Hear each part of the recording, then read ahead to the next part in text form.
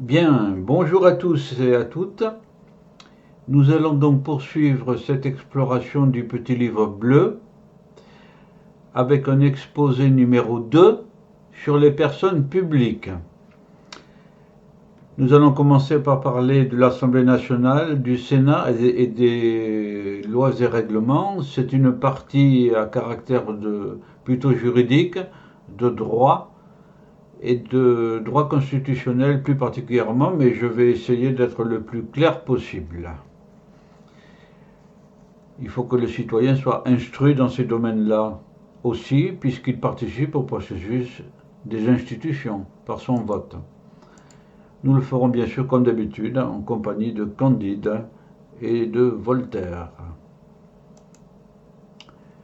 Donc nous allons traiter dans cette vidéo de l'État en 721, Assemblée nationale, Sénat, lois et règlements. Nous verrons ultérieurement la suite. Commençons donc par l'État. Donc l'Assemblée nationale, loi, etc. Candide se penche sur cette question, fort importante, à l'aune de deux préceptes. Le premier est de Jean-Baptiste Lacordaire.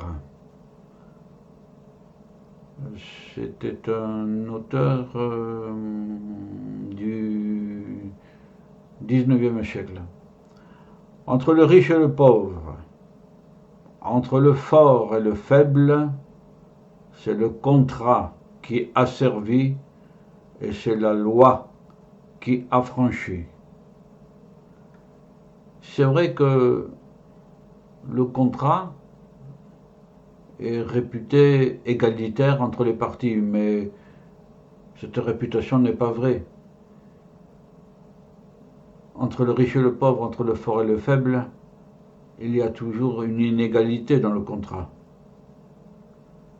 Quand vous vous présentez une location d'un appartement où il y a une file d'attente, vous êtes en situation de faiblesse par rapport au propriétaire.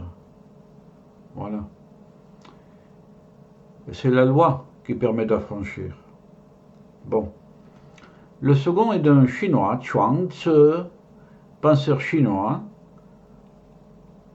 Compliqué celui-là. La nature a disparu, les lois l'ont remplacée. De là tous les désordres.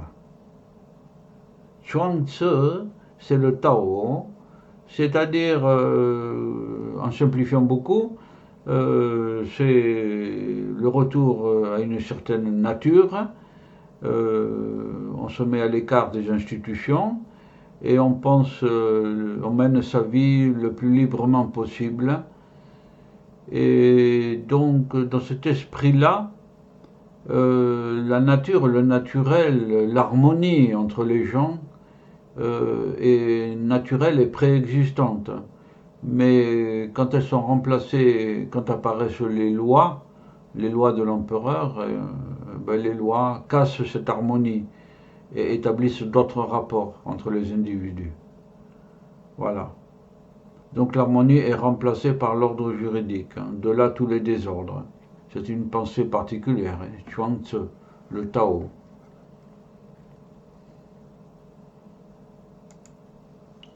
Le premier précepte de Lacordaire ne croit pas dans l'égalité des hommes et pense qu'il n'y a que la loi pour l'établir. Oui. Le second pense que la loi est le signe qu'une prétendue harmonie naturelle entre les hommes n'existe plus. C'est ce que je viens de dire. Entre ces deux principes un peu contradictoires, une voie de sagesse est de prendre la médiane. Et pour cela, on va commencer par examiner quantité et qualité. Quantité n'est pas qualité, bien sûr. Premier point, quantité et donc complexité. À la Révolution française, les révolutionnaires avaient voulu que tout citoyen connaisse la Constitution. Pour ce faire, ils avaient fait éditer une constitution de poche que les citoyens pouvaient transporter sur eux. Il y avait dans cette initiative une idée bien sympathique, celle de forger un citoyen nouveau, à la place du sujet du roi, de mettre à sa disposition les nouvelles règles fondamentales.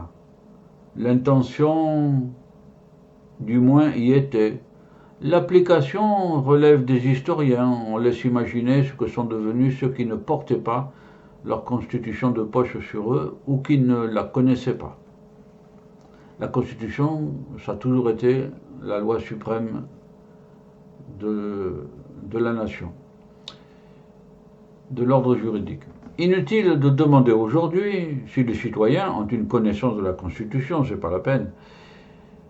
La quasi-totalité ne savent même pas ce que c'est. Parmi les fractures sociales, il y a notamment celle de la méconnaissance des lois et règlements. À vrai dire, des lois et des règlements, il y en a tant que même aucun juriste en France ne peut prétendre à les connaître. Il n'y a que des spécialistes, et encore un spécialiste peut ne pas tout connaître. Et pour la simplification du droit, c'est encore un mensonge. On n'arrête pas de complexifier le droit. C'est ce que j'ai qualifié plus haut d'âne vert. Le mensonge.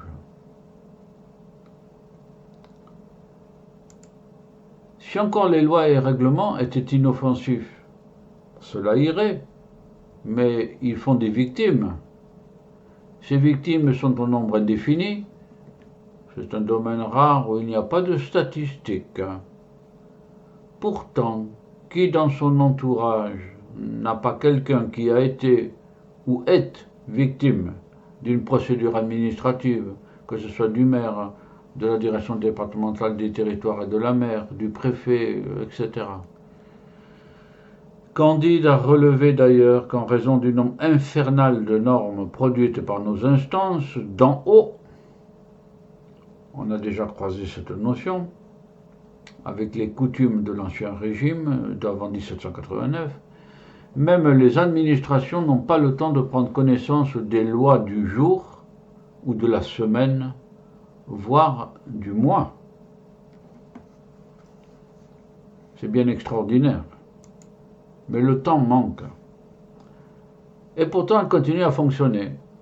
Donc, même si l'on raisonne par l'absurde, qui est proche de la réalité, qu'il y a une erreur de méconnaissance de la loi au jour 1, 397 jours plus tard, cette erreur persistera et pendant des années, il y aura des victimes. Candide a personnellement rencontré ce cas-là en Martinique. Mais on peut le rencontrer en France aussi, enfin en France métropolitaine.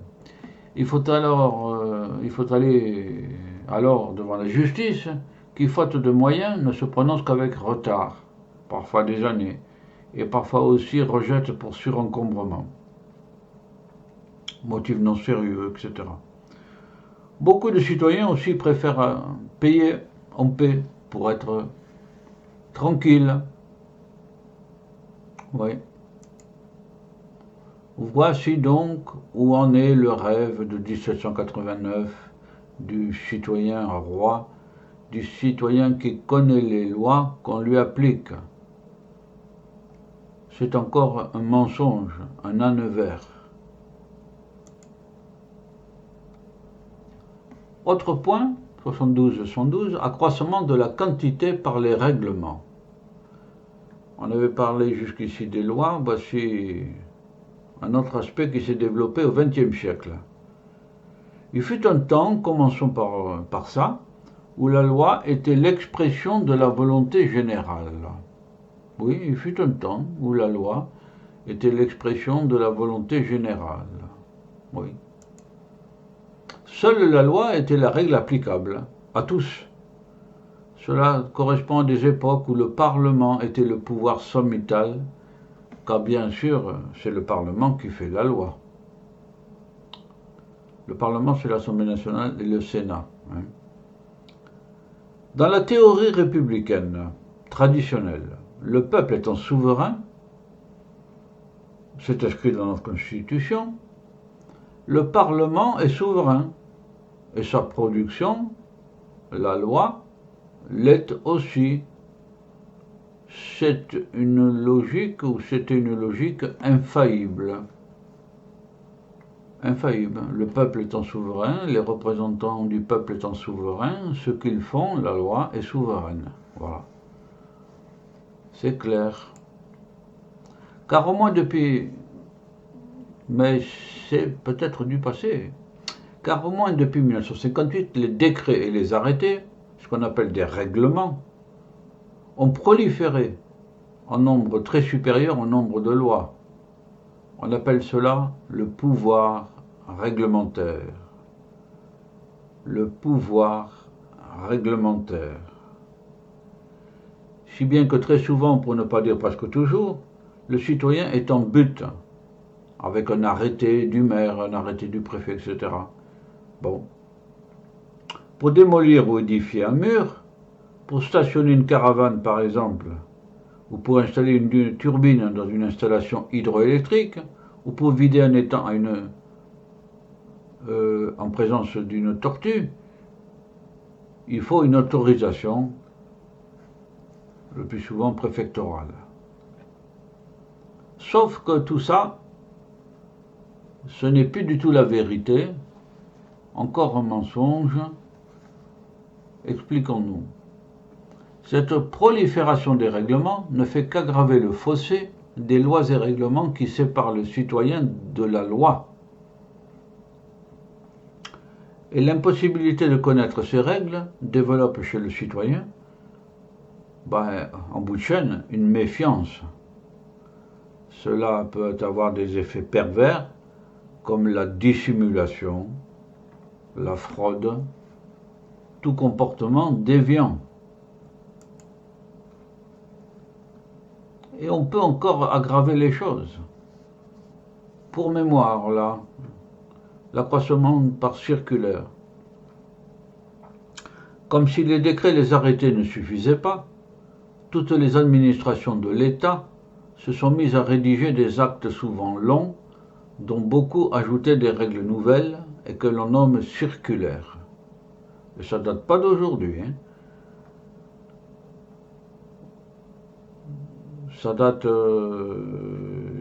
19e siècle. Candide ne va pas développer ce point trop technique. Disons simplement que cette strate supplémentaire de normes existe toujours, que le juge dit administratif contrôle cette inflation, heureusement. Heureusement qu'il y a des juges. De l'origine institutionnelle du problème, duquel on est en train de parler, il y a d'abord le poids de la Révolution française. En 1789, le processus révolutionnaire après les États généraux a débouché sur le serment du jeu de paume et la constitution de l'Assemblée nationale. C'est la représentation des députés de la majorité du peuple qui s'est constituée en Assemblée.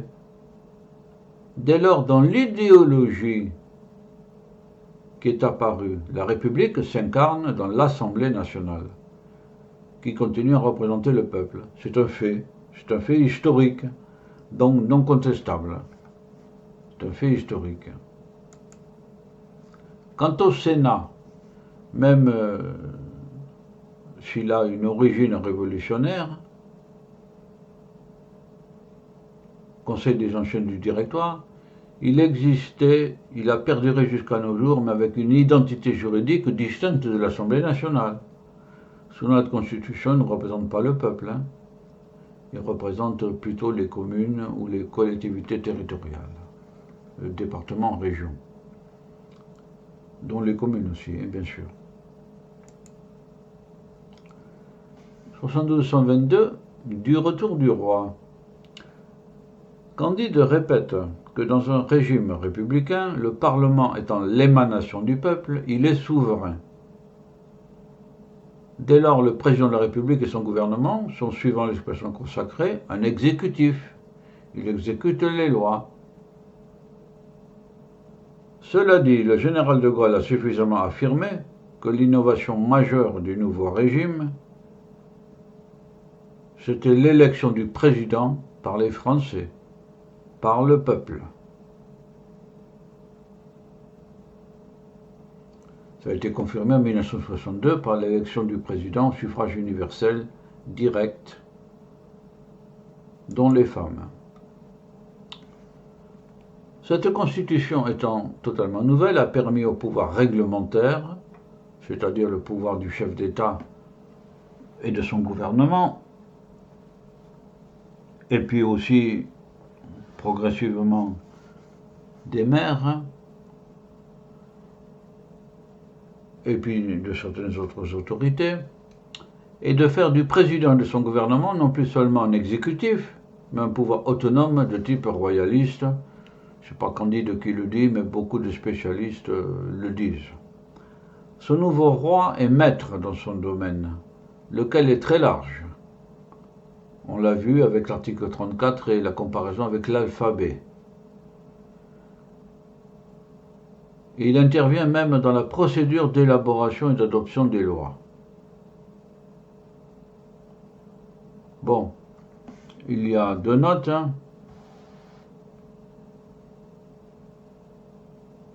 C'est des précisions. Par exemple, une statistique attestait que les lois à portée fiscale étaient à plus de 99% d'origine gouvernementale.